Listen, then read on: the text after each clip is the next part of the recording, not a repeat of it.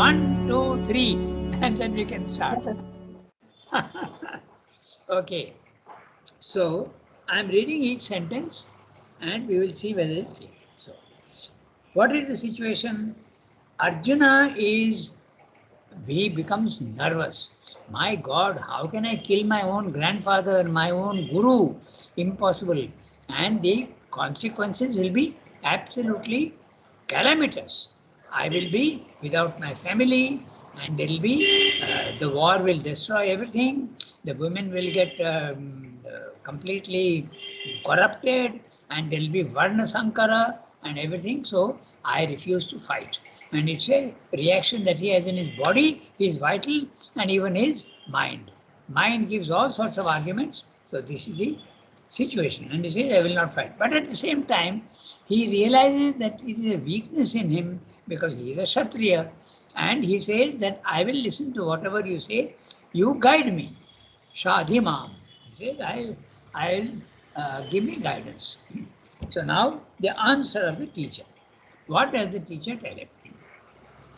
The answer of the teacher proceeds upon two different lines, not one. He doesn't tell him, get up and fight. He gives him arguments and he explains many things. So, first, a brief reply founded upon the highest ideals of the general Aryan culture in which Arjuna has been educated. Secondly, another and larger founded on a more intimate knowledge. In other words, Swami is using different words, but what his meaning is that he gives him a social answer first, something which is practical in the physical world, and then he also gives him a spiritual answer that what he is doing is wrong. Both in the social structure, as a Kshatriya, what you are doing is wrong, and also spiritually also you are wrong, you are not right. So there is the two different lines. If you want the upper reason and the lower reason. So this is what he says. Then opening into the second one, more intimate knowledge is a spiritual knowledge, opening into deeper truths of our being, which is the real starting point of the teaching of the Gita. Because there he tells you that what you are killing, you think that killing is something fundamentally permanent. No, not at all.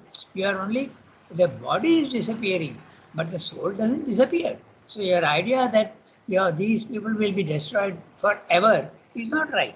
So that's what he explains. That's why he goes into the immortality of the soul, the continued rebirth, all these things he gives, which is the starting point of the Gita's teaching. Okay, so I read the next sentence. The first answer relies on the philosophic and moral conceptions of the Vedantic philosophy and the social idea of duty and honor, which formed the ethical basis of Aryan society. So, very clearly, the Vedantic philosophy and the social idea of duty and honor. So, what is the Vedantic philosophy? Here is referring to the four caste systems.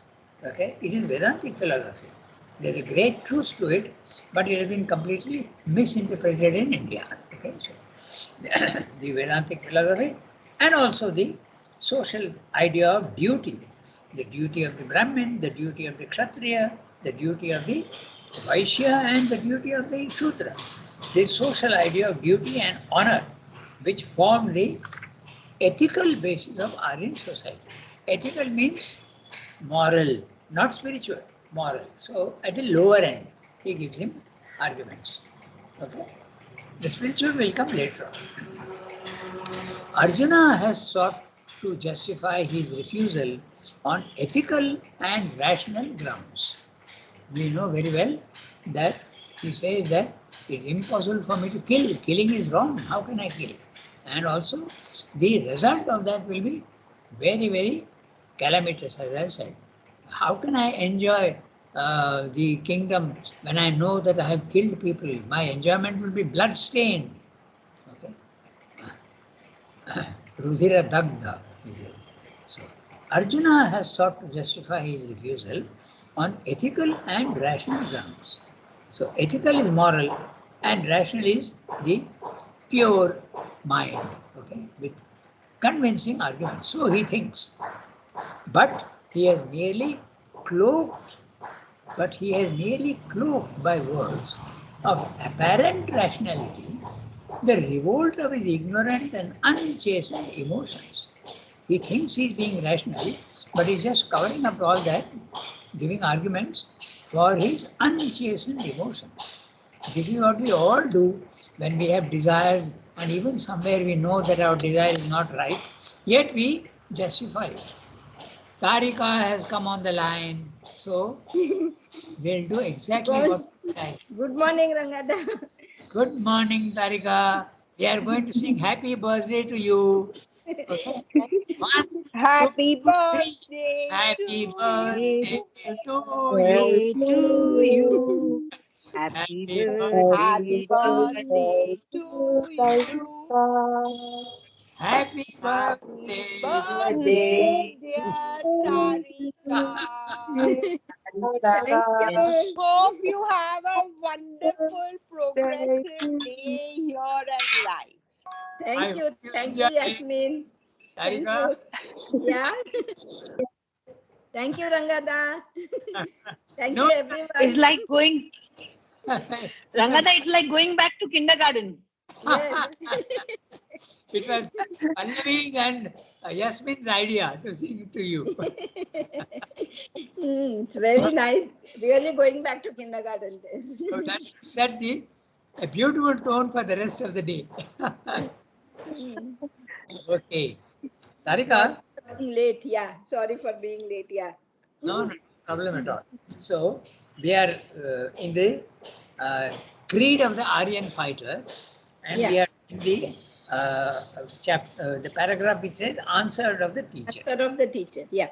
Yeah, and we are in the middle of a the so Arjuna has sought to justify his refusal. We are reading from there. Okay. Yeah. You get the text and we'll follow. So they say, although he is using arguments and all that, actually it is his vital that is actually conditioning him. He has become nervous and he feels that he has to give arguments and he's giving rational arguments actually only to cover up his emotional reaction. We all do that. We always use our reason to justify the uh, vital reactions. The mind has really no control over the vital. The vital is the strongest element in man. And when you have a desire or something, you are pushed to satisfy it. And you give yourself all sorts of arguments, okay, to convince yourself that this is quite right, what I'm doing. It goes so far as even to justify your own anger to people. Okay. When you do something, you justify it and say, oh, naturally I have to do that. They use 100,000 arguments. So this is what Srindra is saying.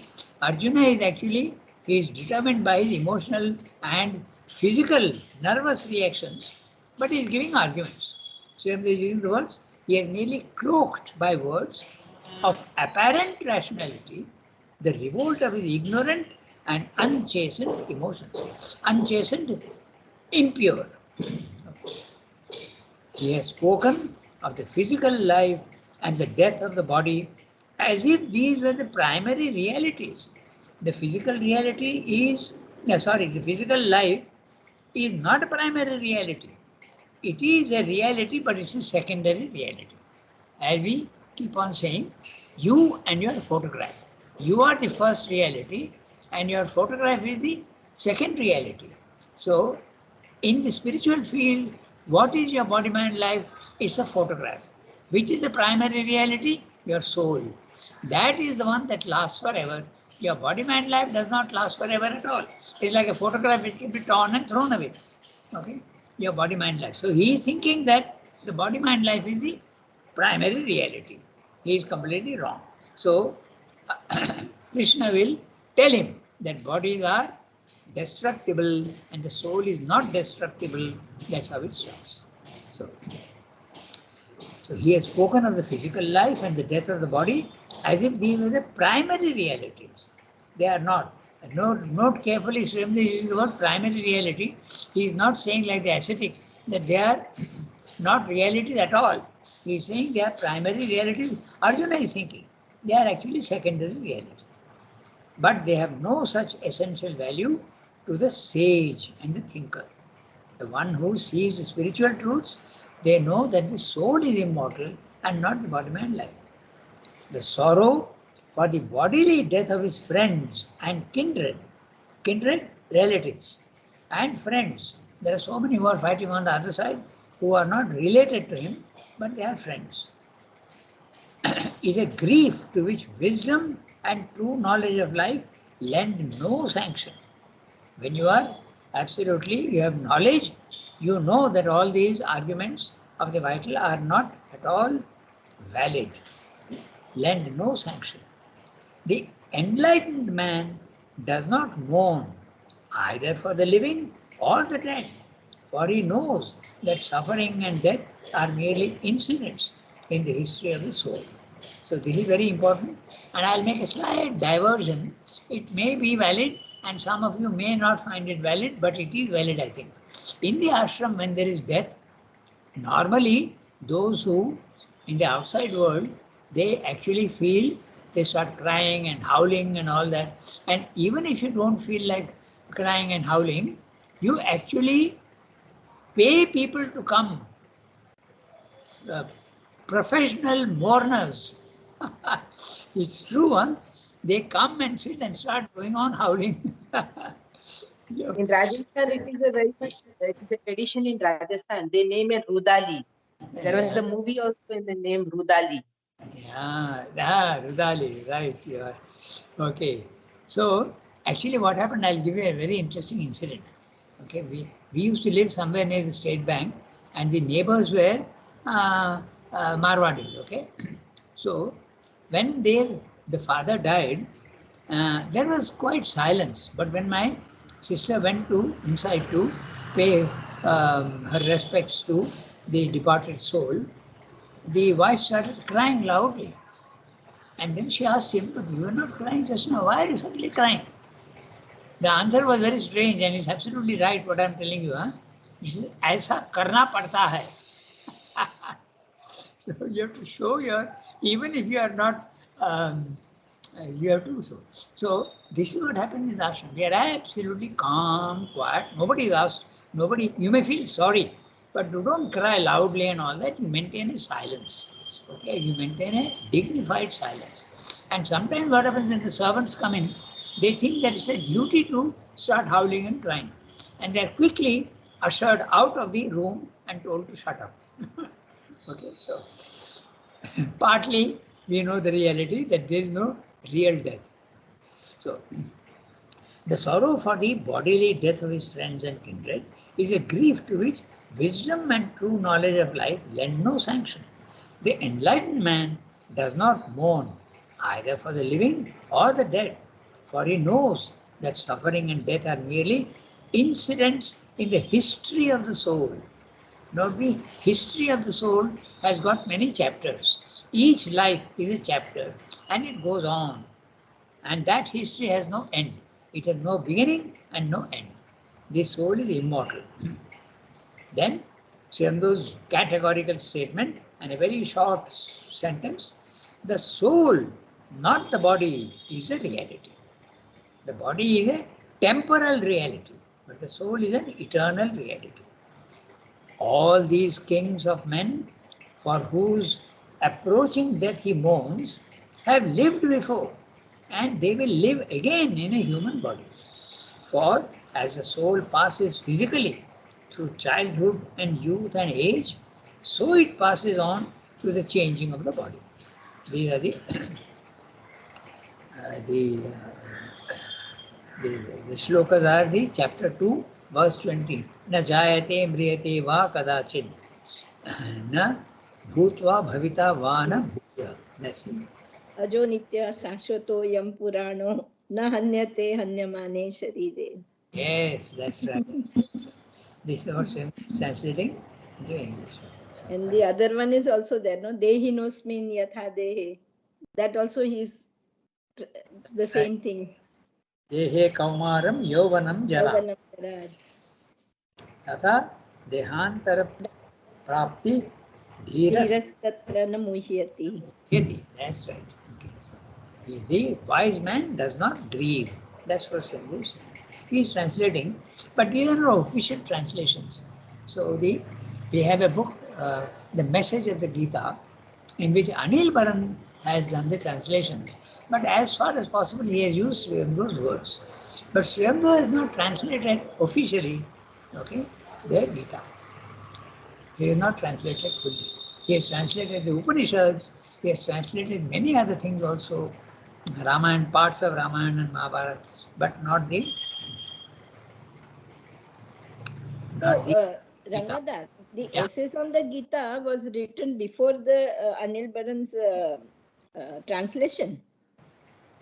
Like he has, as you say, that because mostly he is using these words, no? It was written in the Aryana from 1914 to 1921, 6 years. So it was at that time when the mother had come first and then she went away. And then in mother's absence, the Arya was propagated. By the way, you should know that the Arya was quite well received in India. Huh? Swamdo says in one place that the Arya paid for itself. It was not a lost thing. Okay, many the Arya was well received. They used to print 1,000 copies, and it went all over India. And you know where it is printed? In the archives building below. There used to be a small press, and not modern press, a very small press. 3-4 pages at a time they used to print. That was a long time back. Okay, so this is what he's saying. The wise man does not grieve for this. Just as the soul passes physically through childhood, age and youth and age, so it passes on to the changing of the body. The calm and wise man, mind, the dhira, the thinker, who looks upon life steadily, not excitedly and vitally, does not allow himself to be disturbed and blinded by his sensations and emotions, is not deceived by material appearances. He does not allow the clamor of his blood and his nerves and his heart to cloud his judgment or to contradict his knowledge. He looks beyond the apparent facts of the life of the body and senses to the real fact of his being and rises beyond the emotional and physical desires. There you are, the desires of the ignorant nature to the true and only aim of human existence. So, you must let the mind rule you and not your emotional and your sensational part. That's what Sridhar is saying. It's a mental man. If you remember in the synthesis, in the early chapters, he says that there are 3 choices that man has: a bodily life, a mental life, and the spiritual life. So even the mental life does not allow the vital to have the last say. The mind has a last say. But normally it doesn't work very well.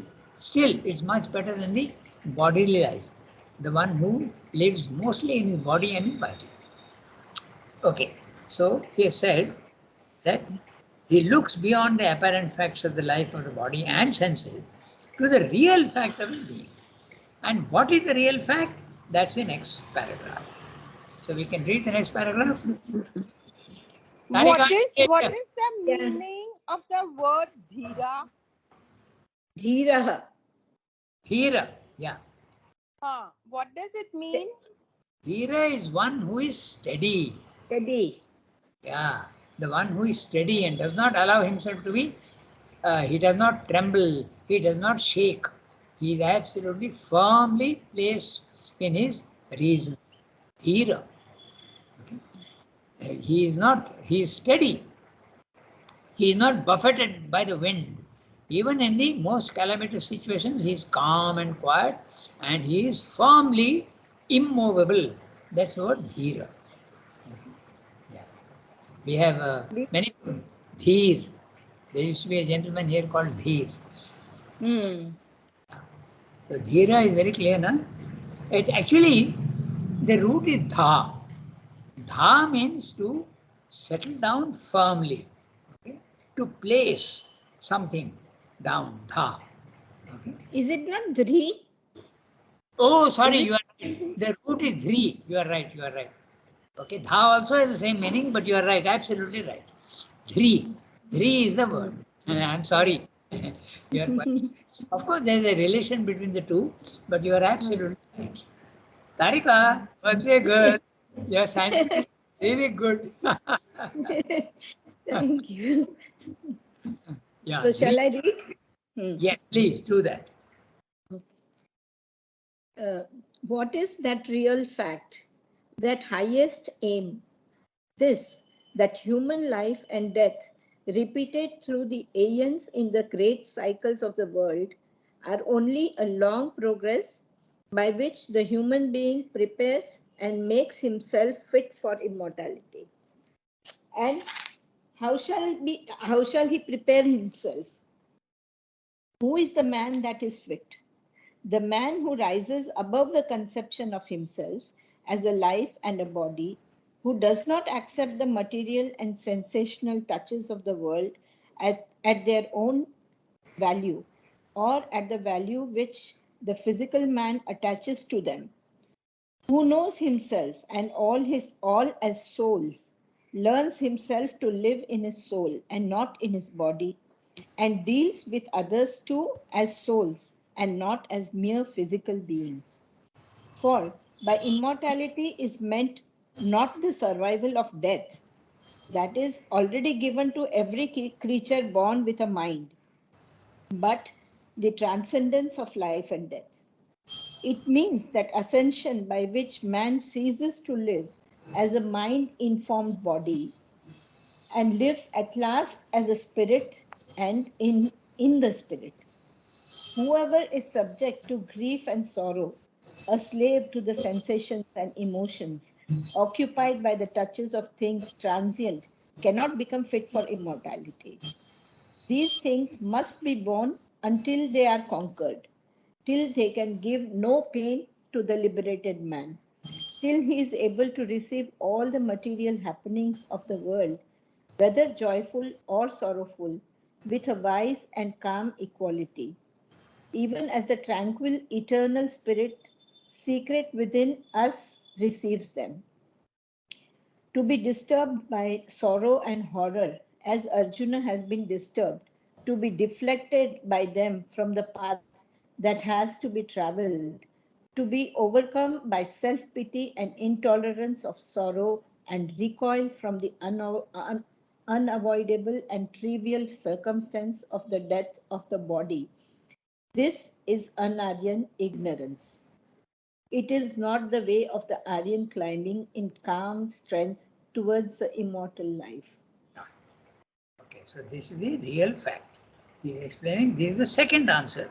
The first answer was you are a Kshatriya and you have to fulfill your duty. But now he is giving you the second answer, which is a spiritual answer. What is that real fact, that highest aim? Note that that highest aim is starting with a lowercase t. This is Srimdo style, which nobody does. Okay, it is Srimdo who does. Why? Because it's a continuation of the same question. So grammatically, he is breaking the rule, but it makes logical sense. He is asking two questions, but they are all really part of the same question. What is that real fact? What is that highest aim? This he is answering now. This, that human life and death repeated through the eons in the great cycles of the world are only a long progress by which the human being prepares and makes himself fit for immortality. So, right in the beginning, the theory of reincarnation has been established. That is the most important thing. Like the Western world thinks that there is only one life and you have to enjoy to the best of your capacity or do whatever, it is meaningless. It's not that. The soul is immortal and takes birth again and again in new bodies and new lives. Okay, so, and new minds also. So make himself, and so he has to slowly progress, like you come to the kindergarten and then you go to school and then you go to knowledge, exactly in the same way, in a graded series of lives. Only here in kindergarten to knowledge is only about 10 or 11, 15 years maybe, but there are lakhs of lives. You have to prepare yourself. Then how shall he prepare himself? So he has to prepare himself for immortality. The journey from ignorance to knowledge is through many lives. And that also is very interesting. Why should there be many lives? That's very interesting also, and Surendra explained very interestingly in the Life Divine. We'll just touch upon it briefly. Okay? He says that in one life, suppose you are a doctor, we have got so many doctors on the panel here. So suppose you are a doctor, what do you get? You, if you are really, you get the idea of sympathy for the suffering, then you know how to cure things, you know the process of how to solve problems. So this is what you carry with you in your life. But you know nothing about engineering. So next life, you may go into engineering. In other words, the capacities for development in the physical world are infinite. And in one life, you can't get all these capacities. So you are given a chance to, each life, you are allowed to or given the chance to develop one capacity. And then slowly, slowly over 1 lakh lives, you have developed 1 lakh capacities. And then there is perfection in the soul. So that is the reason why there is rebirth again and again. And you can't do that in one life. So that's, he explains this in the Life Divine elsewhere. So briefly, that's a rationality for the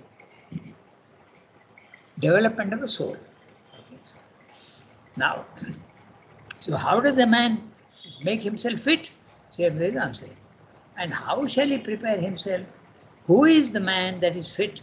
Again, the two questions, but part of the same question. So, who is again no capital letter for W, but a lowercase. This is, it's interesting to note Srendo's use of words and the way he breaks the rules of grammar. Okay, so who is that man who is fit? So Srendo is now answering. The man who rises above the conception of himself as a body and life. The moment you think that you are the body and life, you are in ignorance. And you have to go from ignorance to knowledge. And that can't be done in one life. It has to be done through many lives. So, the identification with body, mind, life is ignorance, necessarily. Okay? So, the man who rises above the conception of himself as a life and a body, who does not accept the material and sensational touches of the world at their own value or at the value which the physical man attaches to them, who knows himself and all as souls, learns himself to live in his soul and not in his body, and deals with others too as souls and not as mere physical beings. So that doesn't come very easily. There are 3 stages. One, you first know that you are body, mind, life. You are in ignorance. Next, if you have to go to the mental level, you know theoretically that you are not the body, mind, life. Like now, all of us know that our body, mind, life is something that will go away, but we are really the soul. But do we know the soul? No. So that's a third level. You have to know what your soul is, and then you are in knowledge and not in ignorance. So this is what Srendra is saying. He has to learn himself to live in his soul and not in his body, and deal with others too as souls and not as mere physical beings. And when does he know this? When he is in a cosmic consciousness. Because when he is in a cosmic consciousness, he is identified with his soul, but he sees the others also as souls. He sees their soul and not their body, mind, life. So he realizes that there is a connection between everything in the physical world. Okay, that's it. Rangada, Yeah. Rangada. Yeah, tell me. Then the soul doesn't need the soul doesn't need to come back in the body after that cosmic consciousness realization. Yeah. You are asking a very interesting question. The soul has a choice. Yeah? And there are, Sremda has dealt with this also. So since you are asking the question, I'll tell you, it depends on the individual soul. Each individual soul has got its own destiny. The Buddhistic man, his soul, he disappears into the infinite. It's, I have come, the river is an individual flow of water and it has come from the sea by evaporation. So he has come from the highest infinite and now he goes back into the infinite and dissolves himself. So the Buddhistic aim in life is to remove your body, mind, life, remove also your ego, but remove also the true individual and disappear into the infinite. The soul has that choice. But the soul also has a choice to live in the subtle worlds for as long as it wants. That's the reason why mother and student are still in the subtle world.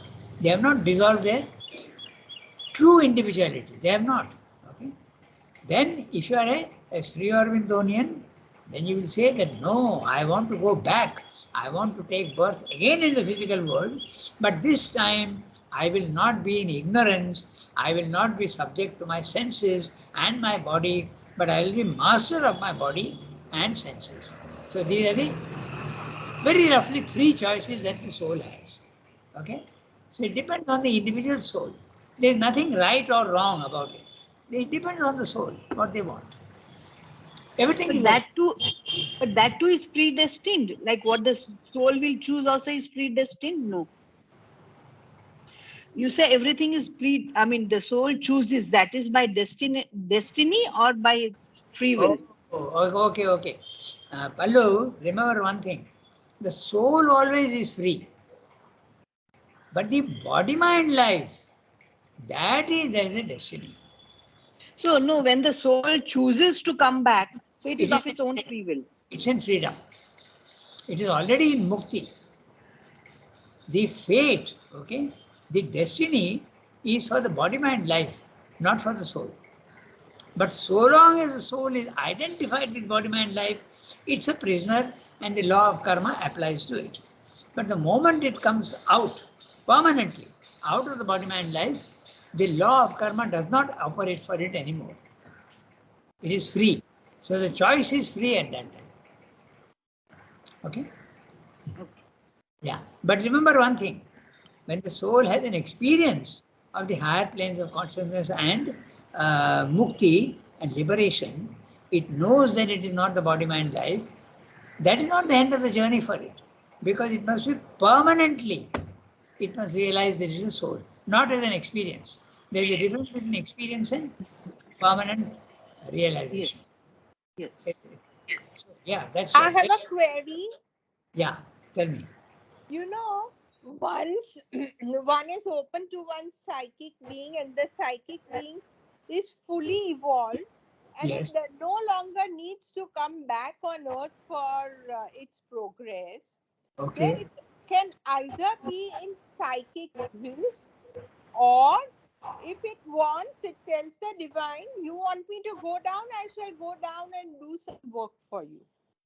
Is my thinking wrong? But this is what I've read somewhere in mother's conversations. Yeah, yeah. Yeah, that's right. There is a difference between the psychic being and the self. Keep that also in mind. The liberation comes not from the realization of the psychic being, but from the realization of the self. You have to go vertically up. When you go into and realize your soul, there is a great purification of the body, mind, life, but there need not necessarily be a liberation. The liberation comes only in the vertical planes of consciousness when you go up. Knowledge and liberation comes when you go to the self. You go outside your body, mind, life. When you you go and realize your psychic being, then there is devotion and intimacy with the divine. And that's a saint. But he is not a jnani, not necessarily. But the soul has a choice. It can join with the self. Sambhu says that it has a choice. But normally, the bhakta is so happy with his intimacy with the divine and his love for the divine that he doesn't care for knowledge. So that is what is called the sadharmya mukti. So that is a mukti, but it's a sadharmi mukti. Okay, it's not the liberation. It's not the sayujya mukti. The sayujya mukti, you go to the vertically up into the higher planes of consciousness, the spiritual planes. Swayambhav does not consider the psychic liberation as the spiritual. It's a question of words. Don't get confused. It's just a question of nomenclature. He uses the word spiritual in the vertical planes. Okay, so, but the real the knowledge has to come, and that's the reason why Srila goes on stressing that all are necessary. First of all, there should be the psychic realization, psychic transformation. When you know the psychic, then your many of the body, mind, life impurities are removed. Then you get knowledge. You go to the higher level, that's a spiritual transformation. Now you get knowledge, and also light is a great purifier. The light that enters into the mind, jnana. Jnana is one of the greatest of purifiers. And then finally, even then you don't have the capacity to completely control your body, mind, life. You have to go to the third level. So this is a triple transformation of Sriyamdu's life. Okay, so that's what is the as Sriyamdu puts it. So we come back to our text. So who is the man who is fit for immortality? Who is that man who is fit? The man who rises above the concept of himself as a life and body, who does not accept the material and sensational touches of the world. Same is using the word material and sensational touches. The Gita uses the word bahya sparsha. Okay? And the bahya sparsha can be physical, it can be vital. When someone praises you or insults you, it's a touch from the outside world, or even ideas. Sometimes the ideas can be very attractive and sometimes they can be very repulsive. So all these are the bahya sparsha.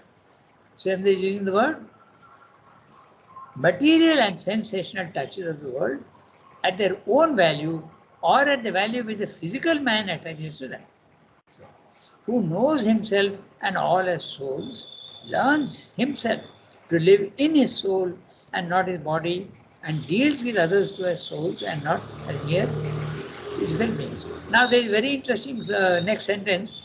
For by immortality is meant not the survival of death. So, I was quite puzzled because survival of death means normally it would mean that death is surviving. But the word of, if you look at the dictionary, sometimes you use the word he is free of cancer. Okay, that means actually he is liberated from the cancer. So survival of death, from death, from the meaning of from in that sense. So I never thought of checking the word of in the dictionary, but then it really puzzled me. Survival of death. Okay, survival of something means it is still existing. Normally it means that. But the word of has got several meanings. It can also mean from. Okay. But this also is confusing, no? Immortality is what we say free of death, no? That's right. But he says it is not. No, he is not saying that at all. He is saying survival of death means survival from death.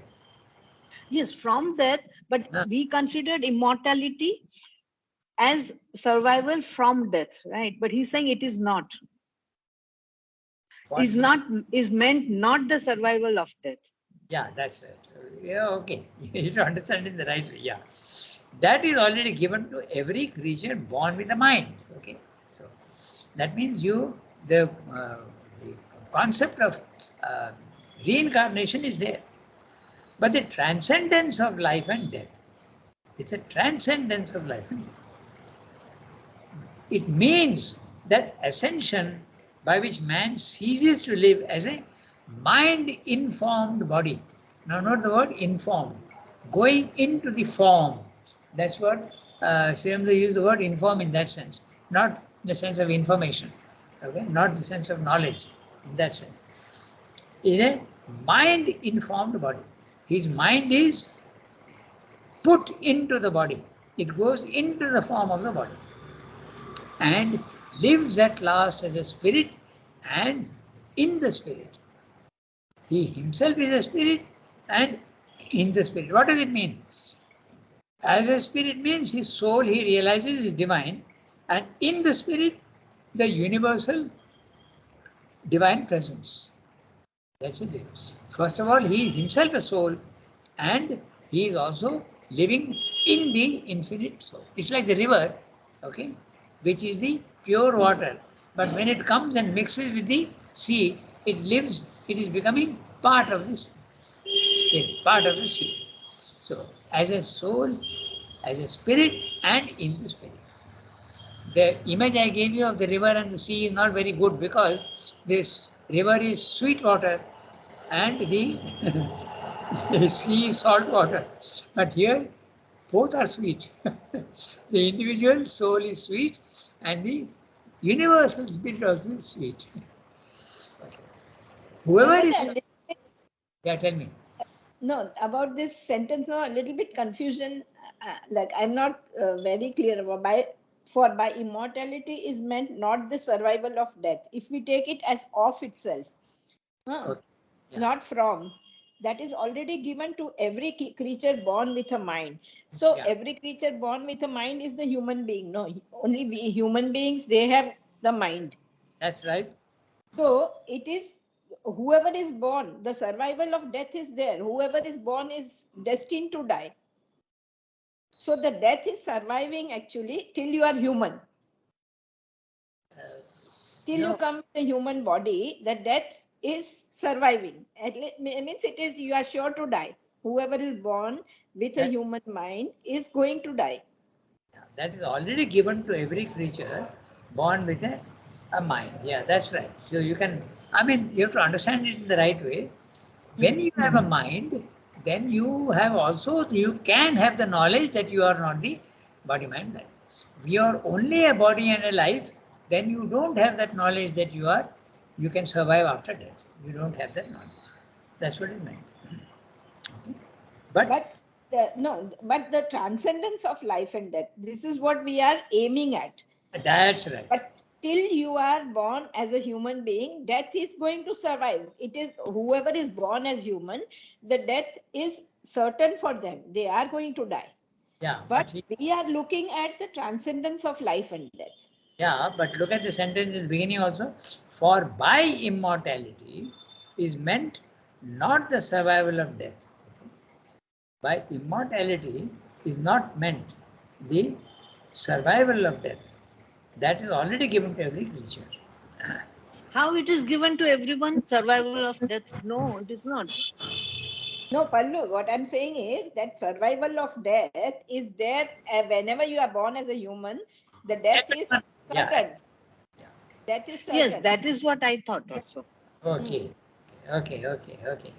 Yeah. You can take it in that sense also. Yeah. Okay. So now we go. What's the time? Oh, it's already 8:37. So we are in the middle of a para, and we have got still about 5 or 6 lines to go. Little more than that, 10 lines. So Suki, note down whoever is subject to grief and sorrow. We'll take it up next. Yes. Yeah. Yes. So whoever is subject to grief and sorrow. Middle of the para. Okay. Yes. Okay, Tarika, happy birthday and Thank have you, a nice Rangada. day. Thank you, Rangada. Okay, everybody is wishing you. Thank you, everyone. Merci, merci beaucoup. Bonne journée, everyone. Bonne journée. Au revoir. Merci. Merci beaucoup.